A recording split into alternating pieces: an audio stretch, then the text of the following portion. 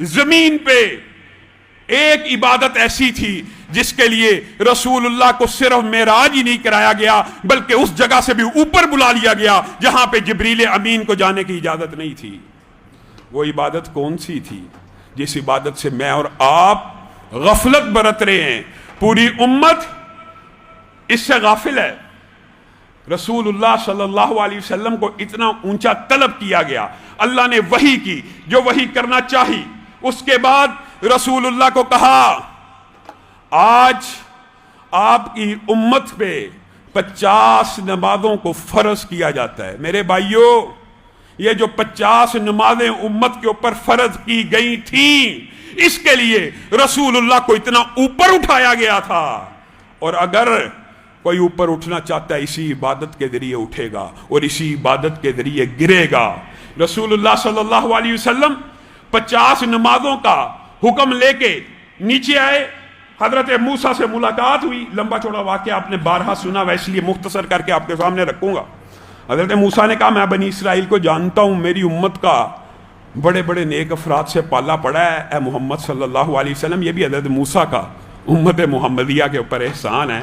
ए मोहम्मद सल्लल्लाहु अलैहि वसल्लम, आपको नहीं पता, आप इस वक्त मेराज है, आपके अंदर जोश है, आपके अंदर जज्बा है, आप तो दिन में 50 नमाजें अदा कर लेंगे, लेकिन आपकी उम्मत के बड़े बड़े औलिया और मुत्तकी और वली थक जाएंगे। ये मेरा तजर्बा है। अच्छा, क्या किया जाए? अल्लाह से जाके तखफीफ की गुजारिश कीजिए। अल्लाह रब है, तखफीफ कर देगा।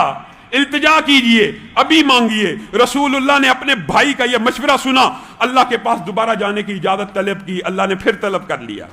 अल्लाह के पास जाके कहा अल्लाह तखफीफ कर दीजिए। अल्लाह ताला ने कहा 50 की जगह 40 करता हूँ, 10 नमाजों की तखफीफ करता हूँ। फिर मूसा के पास आए, फिर मूसा ने वही बात रखी। फिर रसूलुल्लाह उसी बात को लेके अल्लाह की बारगाह में पेश हुए। बार बार पेश हो रहे हैं। किसके लिए? किसके लिए? क्या रसूलुल्लाह ने थक जाना था? अल्लाह की कसम, रसूलुल्लाह तो थकने वाले नहीं थे। ये मेरे और आपके ऊपर नबी ये मोहतरम का भी और हजरत मूसा का भी एहसान अजीम है। आपके और मेरे लिए बार बार अल्लाह से सिफारिश कर रहे हैं। इसी दुनिया के अंदर आपके और मेरे लिए पहले सिफारिश होगी।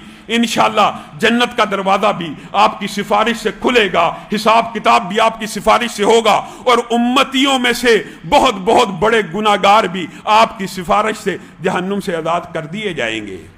रसूलुल्लाह सल्लल्लाहु अलैहि वसल्लम बार बार सिफारिश लेके जा रहे हैं। 10 नमाजों की तखफीफ हो रही है। 5 मरतबा गए, आखिरी मरतबा तखफीफ 5 नमाजों की हुई। 5 नमाजें लेके वापस आए। हजरत मूसा अभी भी उसी बात पे खड़े हैं। नबी करीम को कहते हैं वापस चले जाइए, अभी मौका है तखफीफ का, नहीं तो अल्लाह का कोई हुक्म फर्ज हो जाए फिर अल्लाह की भी सुन्नत है, उसमें तखफीफ नहीं की जाती।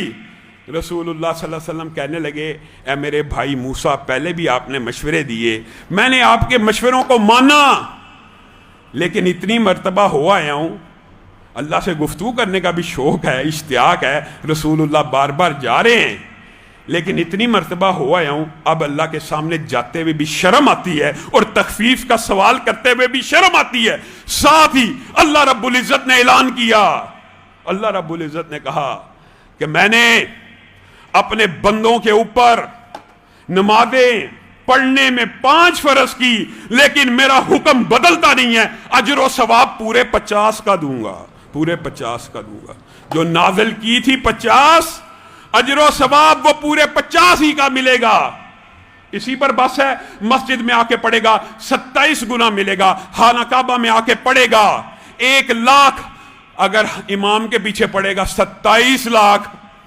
अल्लाह ताला ने आपको और मुझे अजाब के लिए पैदा नहीं किया, ना मुआद अल्लाह जहन्नुम में डालने के लिए पैदा किया है। अल्लाह तो चाहता है आप उसके अहकामात को बजा लाएं और अल्लाह ताला आपको जन्नत में दाखिल कर दे। अल्लाह को किसने आपको ये मुगालता डाल दिया कि अल्लाह ताला ने हमें जहन्नुम में डालने के लिए पैदा किया? अल्लाह ताला ने रहमत के लिए पैदा किया है। ये अल्लाह की तखफीफात हैं।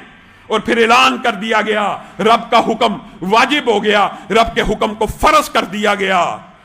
मेरे भाइयों, मेराज का सबसे अजीम तोहफा, अल्लाह की कसम अगर कोई है تو وہ نماز ہے۔ اسی لیے رسول اللہ اپنے صحابہ کو کہا کرتے تھے اقامت دو، اذان پڑھو، اور میں محمد صلی اللہ علیہ وسلم کی آنکھوں کو نماز سے ٹھنڈا کرو۔ یہ مومن کی معراج ہے۔ اس بات کا کیا مطلب ہے؟ آپ نے سنا ہوا تھا، یہ وہ معراج ہے، یہ وہ عظیم تحفہ ہے جس کو دینے کے لیے اللہ نے نبی کو 7 آسمانوں سے اوپر اٹھایا اور میرے اور تیرے لیے 5 وقت کی نماز فرض کر دی۔